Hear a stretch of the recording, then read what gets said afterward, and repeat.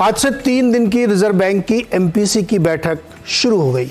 इसे देखते हुए कई तरीके के मन में सवाल हैं कि क्या आरबीआई इस बार भी पॉज जारी रखेगा, ब्याज दरों में कोई बढ़ोतरी नहीं करेगा, क्या साल के अंत में कोई दरों में कटौती देखने का माहौल बन सकता है, क्या कोई इशारे, कोई संकेत, अनुमान लगाए जा सकते हैं, क्या जीडीपी के नंबर देखते हुए क्या आरबीआई अपने ग्रोथ के अनुमान में कोई चेंज करे, क्या इस तरह के बहुत सारे मन में सवाल हैं। इसी को समझने के लिए आवाज़ एमपीसी हम करते हैं, जिसमें इन सवालों के जवाब ढूंढने की कोशिश करते हैं। तो आज की आवाज़ एमपीसी के हमारे सदस्य हैं बैंक ऑफ अमेरिका के एमडी जयेश मेहता सर, क्रिसिल के chief economist DK Joshi sir और इकरा की चीफ इकोनॉमिस्ट अदिति नायर जी। आप सबका बहुत बहुत स्वागत है आवाज़ एमपीसी में। तो मन में सबसे पहला सवाल ये होता है कि आरबीआई क्या करने वाला है। जय सर, आपसे शुरू करते हैं, क्या करेगा आरबीआई? क्या इस बार भी पॉज देगा या कुछ अलग रुख रखेगा? नहीं, इस बार भी पॉज ही है। लास्ट टाइम तो ऐसा था कि पॉज कर दिया था, केवेट उनको रखना पड़ता है इतना इन्फ्लेशन फाइट करने के बाद, बट ये टाइम तो पक्का पॉज रहेगा।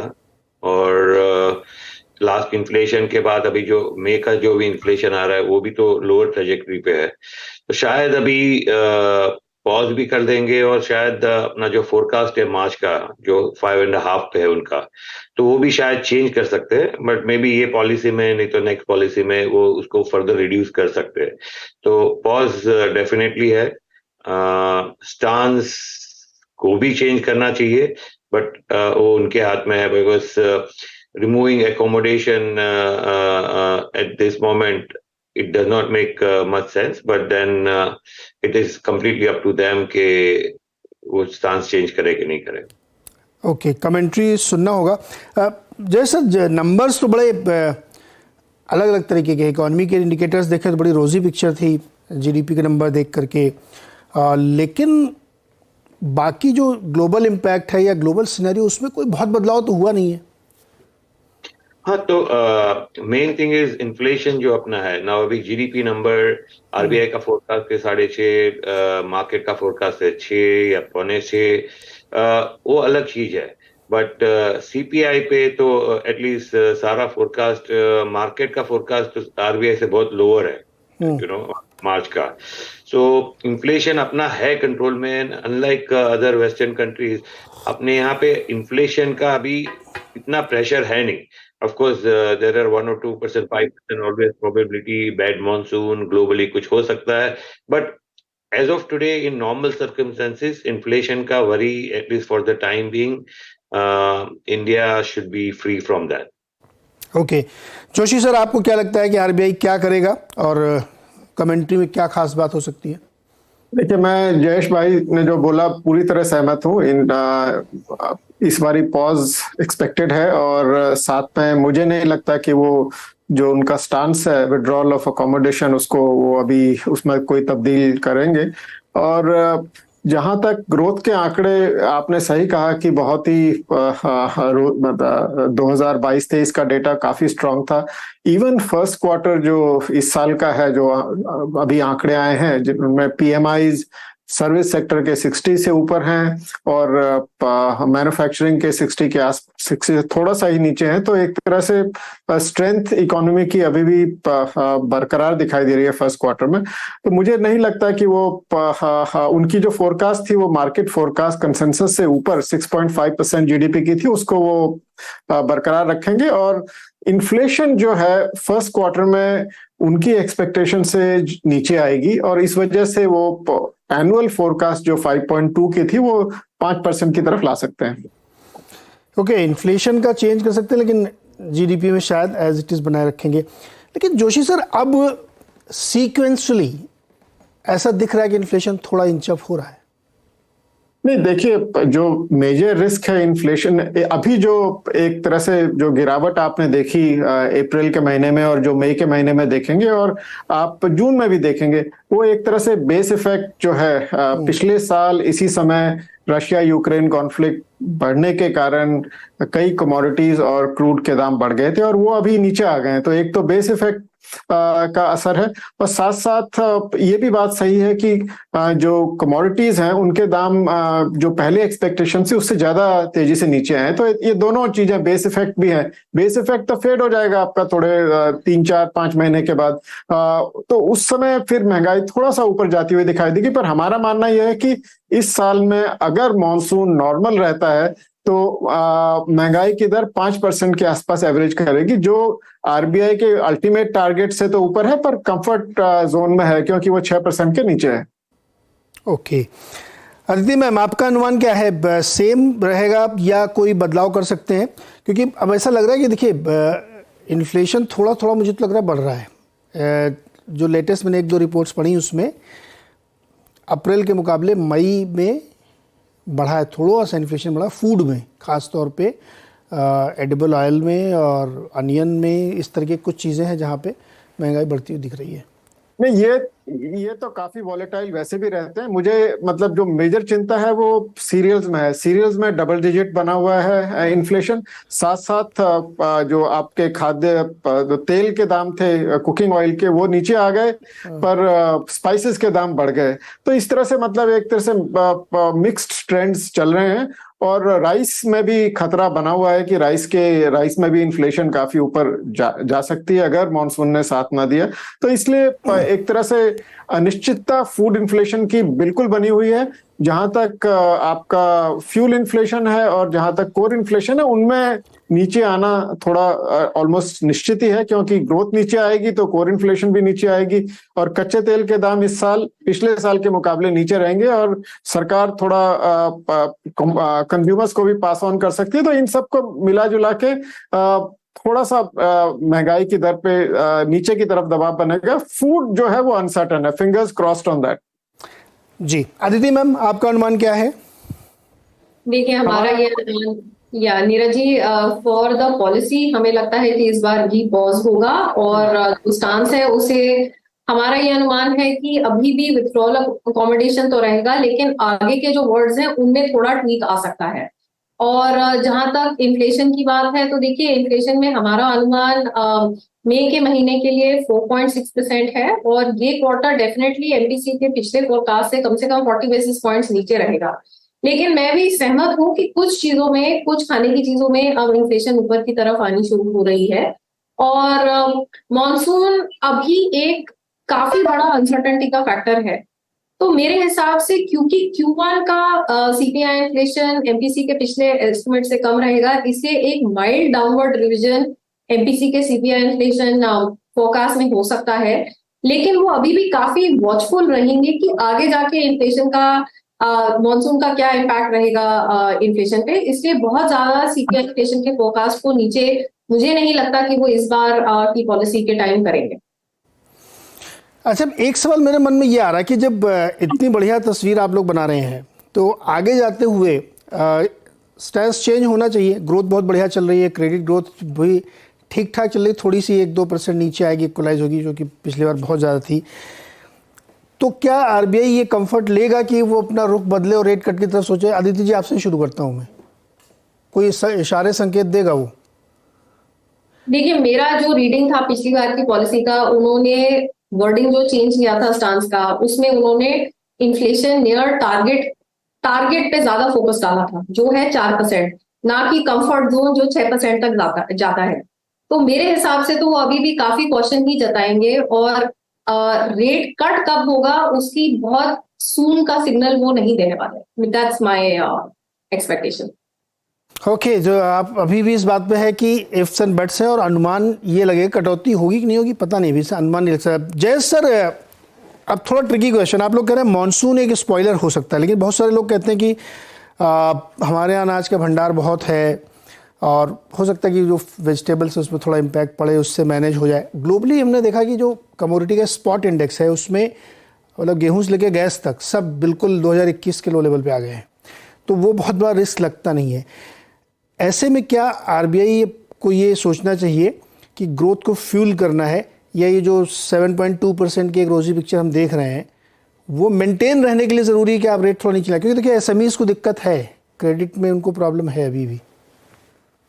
तो मेरा अनुमान ऐसा है कि मतलब आरबीआई तो जो करेंगे थोड़ा कॉशियस ही करेंगे, ये नहीं तो अगली पॉलिसी में if you remember last year जब मई में उन्होंने सरप्राइज हाइक किया था इन बिटवीन पॉलिसी, उन्होंने ग्रोथ और इन्फ्लेशन जो बराबर थे उनके यहाँ पे इन्फ्लेशन को प्रायोरिटी दे दिया था। सो अब मेरे को लगता है टाइम आ गया है कि आइदर ये पॉलिसी में करे या अगली पॉलिसी में where they have to go back to their earlier stance, inflation with looking at growth. So दोनों को equal weightage जो जैसे प्रायोरिटाइज कर दिया था इन्फ्लेशन, so वो अभी should get अभी वो कभी करेंगे वो नहीं पता है, बट करना चाहिए। अच्छा, एक चीज़ और समझाइए सर हमें, मैं इसको क्रूड से रिलेट कर रहा हूँ। कच्चे तेल में 75 का एवरेज मान लीजिए, तो उसी के आसपास पिछले काफ़ी समय से बना हुआ है, ये कंफर्ट है भारत के लिए। मुझे सवाल ये है मेरा कि जब ओपेक इतना तेल कटौती कर रहा है, सऊदी अरब ने सरप्राइजिंगली 1 मिलियन बैरल 1 जुलाई से और कट कर दिया है, तब भी क्रूड ऊपर नहीं जा रहा है। ये किस चीज़ का संकेत है? क्या डिमांड इतनी तेज़ी से नीचे गिर रही है बिकॉज ऑफ चाइना या कहीं और, कि जिसकी वजह से एक हमको लग रहा है बहुत मज़ा आ रहा है कि क्रूड ऊपर नहीं जा रहा है, लेकिन दरअसल ये किसी बड़े खतरे का संकेत है? तो अपने को तो क्रूड ज़्यादा समझता नहीं है, बट जैसे आपने कहा कि चाइना स्लो डाउन है तो उसकी वजह से crude prices are remaining lower, तो वो चाइना से रिलेटेड है काफ़ी। बाकी रहा इन्फ्लेशन, क्रूड का इम्पैक्ट अपने यहाँ पे अगर यही प्राइसिंग रहे तो हमने देखो जब वॉर चालू हुआ था तब से प्राइस तो कम किए नहीं, रिटेल प्राइस, राइट। तो मेरे को लगता है 1-2-3 क्वार्टर में 2 क्वार्टर में यहाँ पे क्रूड का प्राइसेस कम होंगे, बट क्रूड ये ओपेक कम करने के बाद भी क्यों नहीं नीचे आ रहा है, तो मतलब मेरे रडार से बाहर है कि क्यों नहीं आ रहा है। हम तो खाली प्राइस देख लेते हैं उसका, पर क्यों नहीं जा रहा है? जय सर, इसको ऊपर जाना चाहिए। अगर इतनी कटौती ओपेक कर रहा है, 2.5 मिलियन बैरल की हो गई है, तो उसको ऊपर जाना चाहिए लॉजिकली, लेकिन वो नहीं जा रहा है। जोशी सर, आप इसका एक्सप्लेन करेंगे हमें, ये क्या हो रहा है? आप लोग कैसे क्रूड को कंसीडर कर रहे हैं अपने असेसमेंट में? देखिए, हमारा हमने इस साल की जो असेसमेंट की थी उसमें क्रूड 80 to 85 लेके चले थे और उससे नीचे चल रहा है। और क्रूड का जो आपने पहले भी देखा होगा, इसमें कई सारे फैक्टर्स आर एट प्ले। और इस समय मैं आपको यह बताना पाना बड़ा मुश्किल है कि क्यों एग्जैक्टली ओपेक के कदम का असर क्यों नहीं पड़ा, पर मुझे लगता नहीं है कि इस साल क्रूड के दाम बहुत ज्यादा नीचे जाएंगे। बाकी कमोडिटीज के दाम नीचे जा सकते हैं, पर क्रूड में काफी जियोपॉलिटिक्स का असर रहता है और कोशिश ओपेक वाला की रहेगी कि बहुत ज्यादा नीचे ना जाए। तो ये कहाँ पे जाके स्टेबलाइज होते हैं, ये काफी हद तक इस पे भी निर्भर करेगा कि चाइना की जो ग्रोथ है वो कितना, अगर मोमेंटम उसमें लॉस होता है तो अवश्य नीचे जा सकता है। और या फिर अगर वेस्टर्न जर्मनी में तो ऑलरेडी रिसेशन आ चुका है, और अगर यूएस में भी स्लो डाउन दिखाई देता है, तो इन सब का कुल मिला के एक तरह से नीचे की तरफ दबाव बनेगा, पर जियोपॉलिटिक्स उसको ज्यादा नीचे नहीं आने देगी। ओके, जोशी, मुझे ये बताइए, जैसे यूएस में आपने जिक्र किया, फेड जो है वहाँ पे बड़ी अटकलबाजी चल रही है कि पता नहीं क्या करेंगे, पॉज देंगे नहीं देंगे। रोज़ उसमें एक पोल चलता है वहाँ पे ऑर्डन इवेंट का, तो एक दिन उधर वाले जीतते हैं, एक दिन इधर वाले जीतते हैं, और मार्केट भी वैसे ही डायनेमिक्स में ऊपर नीचे हो रहा है। हालांकि वहाँ पे यूएस का कोई इंडिकेटर भी नहीं है कि वहाँ पे पॉज करना चाहिए लॉजिकली। अगर आप डेटा कहते हैं ना, बहुत डेटा डिपेंडेंट है, तो डेटा तो ऐसा नहीं है। अगर मान लीजिए एक सिचुएशन है कि बढ़ाएंगे वो, फिर जब 25 बेसिस पॉइंट बढ़ाएंगे, क्या वो हमारी इस आरबीआई पॉलिसी में प्रीएम्प्ट करेंगे आरबीआई गवर्नर साहब? क्योंकि उन्होंने पिछली बार तो पॉज कर लिया था। देखिए, अगर आप फेड गवर्नर की लैंग्वेज देखें, वो तो बहुत मतलब वो इन्फ्लेशन कंट्रोल की तरफ एकदम रुझान है उसका बहुत स्ट्रांगली, और कोई हिंट नहीं है कि अभी जल्दीबाजी में वो रेट काटने की तो बात ही नहीं कर रहे हैं। तो ये एक तरह से ये जो 25 बेसिस पॉइंट रेट हाइक है, पॉलिसी मेकर्स जो हैं उनमें आई थिंक ये एक तरह से एक तरह से एक्सेप्टेड ही है, तो ये कोई ज्यादा सरप्राइज नहीं होगा।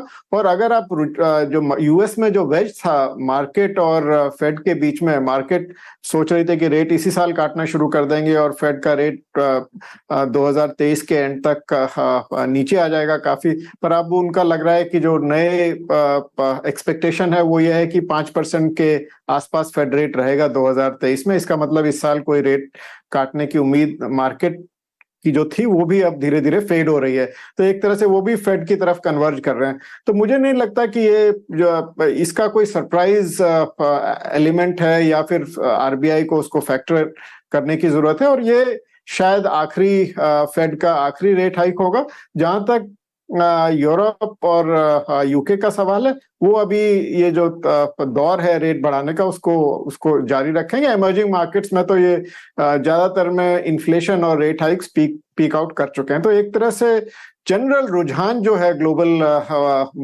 इकोनॉमी में, वो मॉनेटरी पॉलिसी में, वो एक तरह से सॉफ्टनिंग का या मैं कहूँगा पॉज का ज्यादा बन रहा है। और रेट कब काटेंगे वो तो lower for higher for longer की बात, अभी यही नैरेटिव चल रहा है। अभी किसी के काटने की बात कोई नहीं कर रहा है। तो हमारा एसएनपी का हमारा मानना यह है कि 2024 से पहले रेट कट यूएस में नहीं होगा। और इंडिया में भी हम मान के चल रहे हैं कि जनवरी मार्च के क्वार्टर में आरबीआई रेट काट सकता है। उससे पहले वो अभी पॉज ही बनाए रखेंगे। पहले स्टांस चेंज करेंगे, फिर उसके बाद फिर वो रेट कट करेंगे। जनवरी में उम्मीद रखिए 2024 में शायद वहां पे कटे। एक छोटा सा ब्रेक के बाद एक और सेटअप मेरे दिमाग में है जो मुझे एक्सप्लेनेशन चाहिए आप लोगों से। छोटे से ब्रेक के बाद तुरंत वापस आते हैं।